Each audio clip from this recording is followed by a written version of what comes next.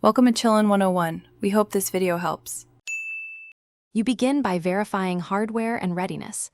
Check which ports your computer and both monitors have, and decide if you need an adapter. Once done, make sure drivers are up to date because the OS detects displays by driver handshake. You should plug power in and lay out cables so you won't strain ports. Now connect the primary monitor first to confirm signal. If you're using a docking station or USB-C hub, connect it next and wait for the system to enumerate devices. Once both screens are physically connected, you move to software. Open display settings and choose Extend versus Duplicate. You want Extend for extra workspace.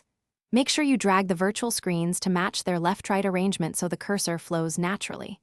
Then set each monitor's recommended resolution and scale. Higher refresh rates help motion clarity. If color or orientation differ, adjust color profile and rotation. Finally, save and test by dragging a window across both screens to confirm alignment and performance. You finish by selecting which display is primary so notifications and the taskbar appear where you expect them. Lock or save layout if your OS offers that feature. Then test audio output and any app full screen behavior, moving critical apps to preferred screens. If something fails, don't panic.